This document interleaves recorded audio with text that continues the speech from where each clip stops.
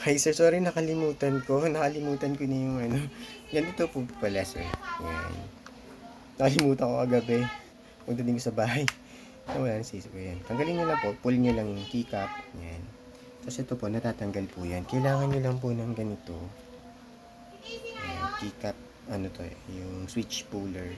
Pero kung magagawa nyo po na paraan. Yan. I-clip nyo lang. Yan sa gilid.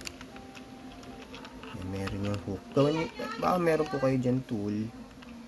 Yan. Yan, clip nyo lang. Nakita nyo ba? Clip nyo lang po dito sa dalawang dulo. Yan, yung dalawang end na yan. Yan.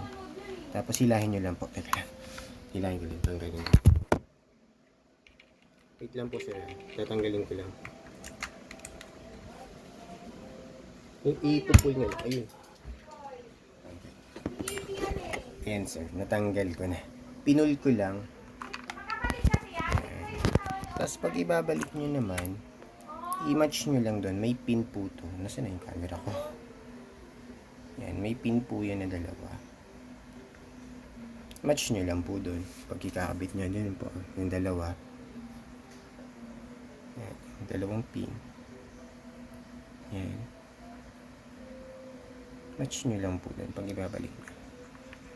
Ilipat nyo lang po sa iba. Yung hindi keys na ginagamit. Tapos i-push nyo lang. Yan. Tapos kabit nyo na yung keycap ulit. Yun lang po. Pasensya na sa yung alimutan ko. Isang tong video. Thank you po.